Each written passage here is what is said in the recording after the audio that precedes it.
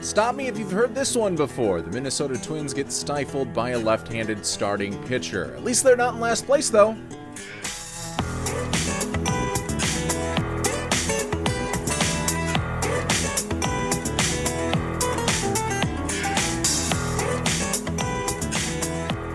Welcome on in to the Twinkie Town Tavern. This is a Minnesota Twins podcast. I am your host, Josh Kolojeski, and we are part of the Grey Duck Sports Network. And the goal with the Twinkie Town Tavern is for you to have a place to come on in after a game, especially a game like the one that we just witnessed. Crack open a cold one and put your feet up on the couch as we just bitch and moan and rant about this Minnesota Twins loss to the Kansas City Royals. So do just that. Take off your shoes, crack open a cold one, and let's dig into Minnesota's 13-9 loss to the Kansas City Royals. Well, fog was settling and rain was falling as the Minnesota Twins got into the batter's box in the top of the first inning. Austin Martin is solidifying himself as Minnesota's leadoff hitter for 2026. He works a 3-ball count on the first plate appearance of the game before getting a single. Unfortunately, that's all the Twins get in the inning. He gets stranded. Joe Ryan, though, cruising through at least the first 1 2/3 innings, 2 outs in the second. It's a 2-out Royal rally time, unfortunately. It goes double, single, and then perhaps should have been a Brooksley error, but ruled a single later, and all of a sudden it's 3-0 Kansas City. Into the third, Joe Ryan works around a leadoff double and gets Jonathan India to pop up on the infield with 2 outs. Perfect, except it is let a little eager play third base day as Royce Lewis loses the ball in the sky, in the fog, in the rain, or whatever. He trips on the grass and hits that damp infield grass as the ball falls in for an RBI single. Royals add another run in the fourth before Minnesota finally gets on the board. It's Lewis and Lee kind of making up at least a little bit for their errors that weren't ruled errors earlier in the game. They spark a rally, Lewis a double, Lee an RBI single in the bottom of the order, but Austin Martin then comes up and hits a hard line out to limit the damage to just 1. Ryan's gone after 4, and now it is time for something's called Cody Lawryson and Zach Kent, and they do their darndest to make sure the Twins can't get back into this one. Unfortunately, they also play for the Minnesota Twins, so it was going against their goals for this game, and they combined to give up 7 runs in the 6th, highlighted by a Jonathan India grand slam. But the Royals show no mercy. Although they're up 12-1, they keep this game going and keep us tortured and keep our eyeballs glued and allow the Minnesota Twins to not really get back into the game, but get back into the game enough where most of the ardent fans won't turn away for very long, because they walk about 3,000 Twin hitters over the next 3 innings. It keeps the miserable game going. Josh Bell hits a 3-run home run in the 9th, but the Twins still come up short 13-9. Minnesota is in 4th place in the AL Central with a 1-4 record. They're 2 games out of first, and Joe Ryan is tagged with his first loss of the season. Let's talk about it. These are the games that kind of make you want to give up a lot of your hope. And they're games that happen to every single team, every single year. The Dodgers had games like this last year. Even the 2001 Mariners, the 1998 Yankees had games where it was as ugly as this, and even uglier because the Twins at least fought back and made it a ball game later on. But even so, when it happens at the beginning of the year, like this, and it is your 4th loss and your 3rd loss in a row now, it kind of starts to, especially with the expectations that we had as Twins fans coming into the year, it begins to start to grate on you just a little bit. And any sort of optimism that is inherent with the start of a new baseball season, no matter what expectations are, that starts to fade away. There is no more optimism. It is a rainy, dreary day, and that just perfectly encapsulates the feelings of Minnesota Twins fans after this one. It feels like it did in the last 2 months of last season, where this is going nowhere. We are tires spinning in the mud. But now, instead of ignoring it for 2 months, we'll have to ignore it for 6 months if this trend continues. I don't know if it will. I have some silver linings that we'll talk about a little bit later on in the show that can at least give us some hope that whatever offensive rut the Minnesota Twins are in and whatever baseball rut they're in, they have the chance peripherally to break out of it. We'll just have to see if that actually comes to fruition. But I have some takeaways from this game, and the first one is Austin Martin is Rickey Henderson now, apparently. Not in the stolen base way, but because Rickey Henderson was such a great on-base guy and a leadoff hitter. He was the prototypical leadoff hitter with all the walks and all of the hits that he was able to put together. Obviously, Austin Martin doesn't have the same stolen base speed, but he is doing his job at the top of the Twins lineup. His on-base percentage now after this game, in which he gets a single, he gets 2 walks, he gets hit by a pitch, his on-base percentage is up to .615. That is Barry Bonds in 2004-like numbers. No one really comes close to that. Obviously, it's not sustainable, but it is a good start to the season for a once top prospect or higher up prospect in the Twins system that they gave up their ace starting pitcher for. Kind of did not live up to expectations through his first few years in the big leagues. Now it looks like that there is some promise there for Austin Martin, especially at the top of this lineup whenever the Twins are going up against left-handed hitters. Every single one of his plate appearances, once again outside of the one where he was hit by a pitch, go to 3-ball counts. And even his loud lineout that ended up killing a potential rally for the Twins, it was hit right on the nose. Its expected batting average was .610. So he was swinging the bat hard. It just went right to the center fielder on a line who was playing it perfectly in the rain-soaked field of Kauffman Stadium.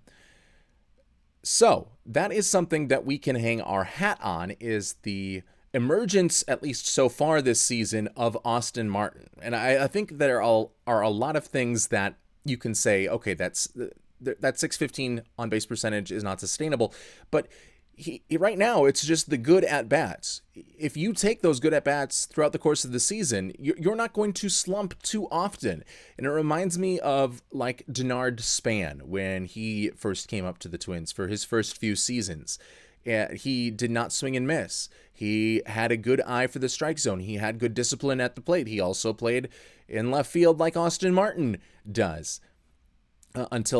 Sometimes played in center when Carlos Gomez wasn't in the lineup, but started his career playing out in left field or right field, kind of just wherever the Twins needed him, but that's neither here nor there. But he was a guy that would make good contact and never really had these long 0-for streaks because he was able to put together consistently good at-bats at the plate one after another, and that has been what Austin Martin has done.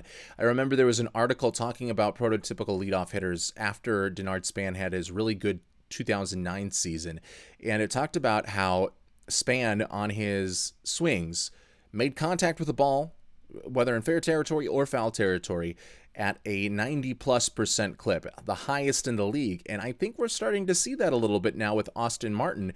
And when he is able to get the bat on the ball, he's been hitting the snot out of it right now and has a high hard hit rate and has just been very discerning at the plate, has had a keen eye, and gets these starting pitchers throwing at least a decent amount of pitches in their first inning and gives the Twins hitters plenty to see in just one at-bat. So that is promising. We'll have to see if he can do that or if they'll even allow him to do that against right-handed pitchers. Spoiler alert, we won't figure that out tomorrow because it's another left-handed pitcher starting for the Royals. But when he's in against left-handed pitchers, he has been the only bright spot really on this Minnesota Twins offense against Trevor Rogers, against Noah Cameron, against Chris Bubich, and we'll see how it goes against Cole Ragans here this morning. So we like Austin Martin.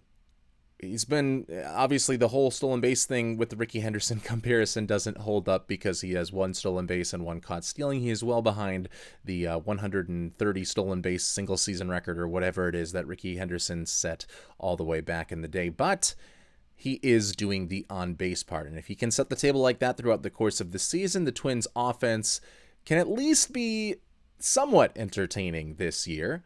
And that is something to at least be relieved about, because the defense has been absolutely dreadful. During the rundown, we talked about a couple of plays that were ruled base hits, and it is possibly the dumbest scorer's rule in sports. If you don't touch the ball at all, even if you tried to get under the baseball, we're under it, and it just lands, in between, it threads the needle between your elbow sticking up for the ball and your knee on the ground. If it doesn't make any sort of contact with you whatsoever, even if it is a play that every single major league fielder should make, it still will count as a hit if it doesn't hit any part of your body or hit your glove specifically. So when there is a Vinny Pasquantino leadoff double in the third inning, and you get 2 outs, being Joe Ryan, and now it's Jonathan India up at the plate. Pasquantino had made his way over to third, I believe, on a wild pitch. And all of a sudden, it's a pop-up that should get you out of the inning.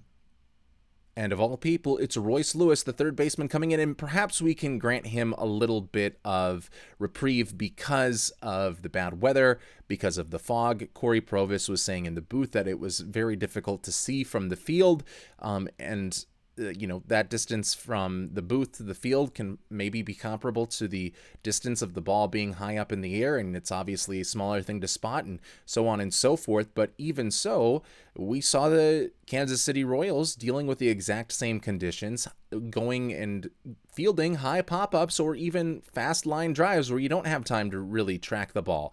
And it looked like towards the end, Royce Lewis had seen where it was going, and Joe Ryan was pointing up at it the entire time, and he was able to position himself under it, but for whatever reason kind of just slips, trips, and can't get his glove flipped over to the right side, and it was just this incredulous play that cost the Twins getting out of the inning without any runs being scored. And because it's not an error, all of those earned runs go for Joe Ryan. But that was really the only mistake that Royce Lewis made in the field.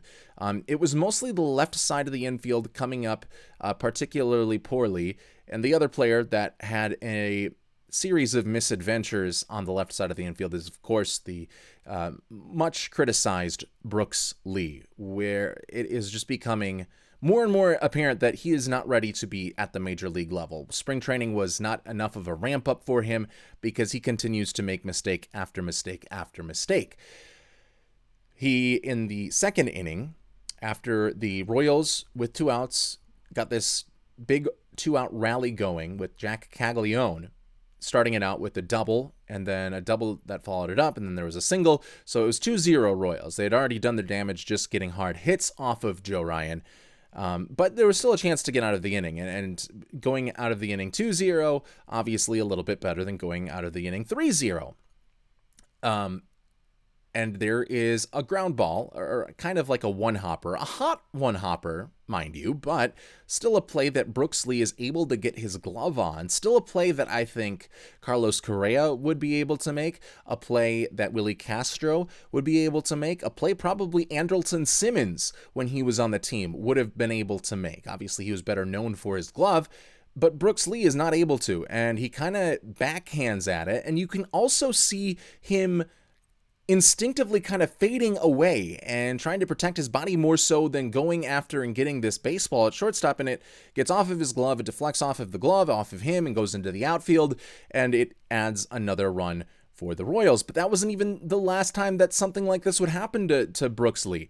It just continued to happen throughout the course of the game, where he, at one point, he was saved by Victor Carantini because he tries to go and field the double play ball. He steps on the base and then makes just this wild, slow throw. Like, we got so, I think, spoiled by seeing how fast Carlos Correa could get a ball across the infield. And Brooks Lee is having trouble getting it from second base to first base. Granted on the run, but still there was not a whole lot of power. It was off the line. Victor Carantini makes a great stretch to get the ball and make the out at first base to get a double play and get the Twins, I think it was the fourth inning at that point, out of there. But in the sixth inning, where the Royals score 7 runs, and just going back to that, it was a big heroic effort by Victor Carantini to make sure that was a double play and that the inning didn't go on. Otherwise, it probably could have been a throwing error on Brooks Lee if it pulls Carantini all the way off the bag. Somehow through this game, Brooks Lee left this game without any errors, and Victor Carantini was the only Twins player charged with an error, and that is just the dumb scoring rules for Major League Baseball that are archaic and definitely give some benefit to both the batter and the fielder at the same time, because the fielder's stats don't look worse at the end of the year in the baseball reference page, and the hitter's stats and batting average looks better as well. It's just the pitcher that has to take the brunt of it in terms of what it looks like for their ERA and for their stats going on into future seasons. But there's that play, which wasn't out, but, is just not a play that you want to see your shortstop make or not make too often. And then there was another moment in the 7-run 6th inning where it goes off of Brooks Lee's glove again. This one was hit more up towards the middle, but he's not having to range over to get it, and again goes off his glove or under him and goes into center field, and is another play that Brooks Lee should make. He just continued to flub these plays, and because they were hit to certain parts of the field and hit hard enough that the MLB scorer decides that it needed an extraordinary effort in order to make the defensive play, then it goes down as a hit and not an error. But I think, if I was scoring the game, I certainly would have given Brooks Lee at least 3 errors in this one. And he's looking a little bit more competent at the plate. He gets an RBI single. He works a walk. And he's not just completely chasing all these pitches out of the zone, but now all of the goodwill that he could potentially have earned from getting the offense going just a little bit, or at least looking like he can handle Major League pitching, that goes all out the wayside because of how poorly his fielding is. He just does not have the range. He does not have the arm to play shortstop. And at this point, if you're telling me that we have 2 guys in AAA, in Orlando Arcia and Ryan Kreidler, that can bring a much better glove to the field each and every time and have more range, I think I don't know what the metrics are for Arcia. At one point, he was a very good defensive shortstop, but I've also heard that Ryan Kreidler has been far and away throughout spring the best defensive shortstop out of all of them. You can't be hitting much worse than Brooks Lee is, and I'll take the trade-off there. Probably those guys aren't going to hit as well, and I use the word well kind of tongue-in-cheek. They won't be able to hit as well as Brooks Lee, but they'll be able to field the position much, much better. I just don't think Brooks Lee can be a shortstop for this team. I don't think that experiment can go on for much longer. I would rather see probably Royce Lewis go back to that position where he was drafted for. Kalen Culpepper hopefully coming up soon, or Merrick Houston.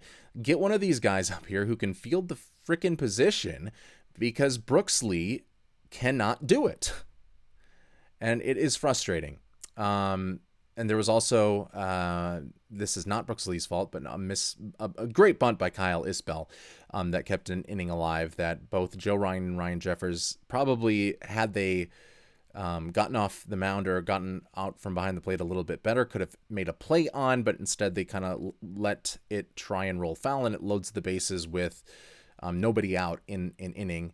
Thankfully, in that inning, and that was the fourth, the Royals only get that one run, but still, it was 5-0 at that point, and with the way the Twins have been hitting against left-handed pitchers, you assumed it was pretty much over, and it was, especially after that 7-run 6th inning, but it was due in large part to some very, very bad defense, and that is now the second game in a row where defense has come in to significantly hurt the Minnesota Twins. We talked about the Matt Wallner lack of range on a pop-up that could have changed the tide in the game, and there were 2 outs in the opening game of this series, and instead the next batter hits a home run, and the Twins trail the rest of the way. Here, it was just a cavalcade of defensive errors, highlighted mostly by Brooks Lee, but also made by Royce Lewis, and made by Joe Ryan, Ryan Jeffers.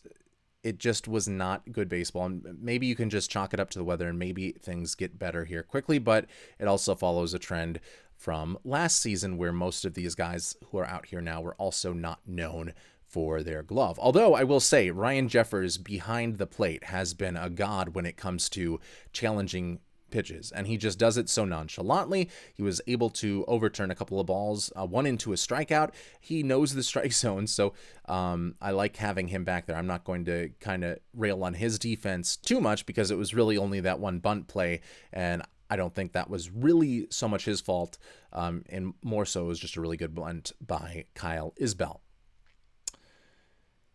So the defense dreadful, the bullpen also dreadful, by the way. Cody Laureson, who we released.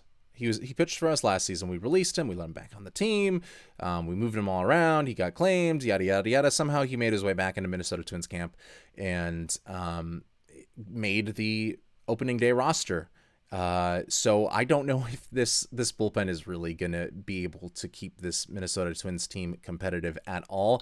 The only guys that I think can give you a chance to compete are Anthony Bonda, are Taylor Rogers, are Cole Sands, and hopefully at some point Zebby Matthews can come up and be a part of that bullpen as well.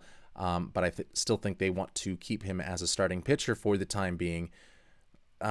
So they're going to continue to let him get starts at St. Paul. So that might be a little bit of a pipe dream, but I think he could add some extra oomph to the bullpen because right now, Zach Kent and Cody Laureson aren't cutting it. It was a 3-0 pitch to Jonathan India, who has power. I mean, basically every single Major League Baseball player has a little bit of power at this point. It's not like the days where you have Jason Tyner literally not having the strength or ability to get a ball out of the ballpark. Every single Major League hitter in this day and age has that ability and doesn't need to just run into one. But Jonathan India is certainly not known for his power, and he faces a 3-0 count against Zach Kent, and Zach Kent in a get-me-over pitch throws a 91-mile-per-hour fastball over the heart of the plate. 91. Just trying to, I guess, avoid the walk, obviously, with the bases loaded at that point.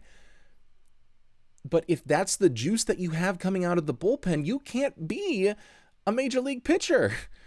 We're railing on Bailey Ober for throwing 90 as a starter, and this guy can barely hit 91 out of the bullpen. What are we doing out here with some of these arms that we decided to bring in and we decided to sit on our hands throughout most of this offseason? Granted, some of it was because there was, confusion in who would be leading the personnel side of this baseball team until January when all of a sudden out of nowhere Derek Falvey gets fired. So I don't know. I think the vision of this team is messed up, and I think it is seen very prominently in the bullpen performance that we saw tonight. Now, granted, you're not going to put your A guys or even B guys out there in a game where you're already down 5-1, so we can take that with a grain of salt. This is not what we expect the bullpen to look like normally, but we can't have, Tony Fiore was great in 2002, but you can't have Tony Fiore / Zach Kent out there now in 2026 when everything hitting is just so much more efficient and so much more optimized. You need to bring some juice out of the bullpen, and both Zach Kent and Cody Laureson just were not able to do that in any sort of semblance. And then Anthony Bonda comes in and is able to finally get some outs later on in this game. Also, something I noticed was Joe Ryan and his abandonment of any breaking ball, not only the curveball that we saw work so effectively against the Orioles, but really it was mostly fastball, splitter, sinker. So kind of regressing to who he has been normally. And he's been able to be a good pitcher using that repertoire for 2/3, 3/4 of his pitches.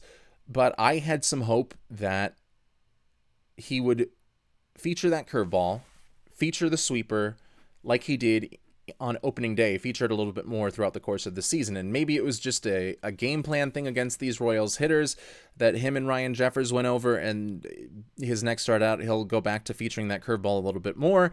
But he threw mostly just those fastball or the variants of the fastball in the sinker and splitter. So that was a little bit disheartening the curveballs that he did throw, far below the 67% whiff rate that he had in his first game. It was just 20% of a whiff rate, but he did get a strikeout on one of those curveballs. So it's still a good pitch, but he just went away from it here throughout the course of that game and just continued to attack with the four-seam fastball and sinker, and throwing the splitter in there as well. But he just goes 77 pitches, so at least, his arm is certainly not wearing out so much as he ramps up throughout probably the rest of this month until he can finally get up to 100, 110 pitches on a consistent basis.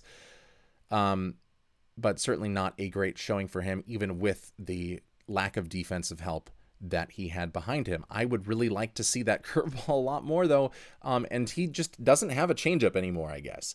At least according to Baseball Savant and Pitch Tracks and all of that, he just does not have a changeup that kind of was his out pitch a little bit. I mean, his fastball is always his out pitch, let's be honest, but it was his secondary pitch that he used when he really only threw the fastball variants, and he just doesn't use that at all now. He uses the curveball, sweeper, and slider instead, but still in low quantities. Maybe he just didn't have a feel for it. Maybe it was because of the rain and the weather. I think a lot of that played a significant factor. But yeah, I would like to see Joe throw the curveball a little bit more. I think a couple of silver linings, though, that we've kind of been hammering in some of the negatives from this game, with Joe Ryan, with the bullpen, with the fielding. But I think some silver linings that we can take away from this contest is that the Minnesota Twins, against Noah Cameron, who is a left-handed pitcher, who they typically don't get hard contact off of, they were able to get a 64% hard hit rate against them. They hit Noah Cameron harder than the Kansas City Royals hitters hit Joe Ryan. And Joe Ryan didn't have his best game because Joe Ryan gave up a 41, almost 42% hard hit rate, and a lot of barrels as well. It has just kind of been something that has been a trend, and maybe we just got to get used to it over the last 3 years, that it doesn't matter if the Twins have a high hard hit ball rate, that for whatever reason, those hard hits don't find outfield grass as often as other teams' hard hits. They just seem to be the significant outlier. I don't know how much longer that can be an outlier. I don't know if it's just like a swing plane thing, and it has to do with the launch angle, and your swing plane is going to be so grounded in your muscle memory that it's hard to change that, especially when you're still trying to get that fast velocity swing. I don't know if that's the case, but I think that soon the dam is going to open and the hard hits, batted balls will turn into actual, real, tangible base hits.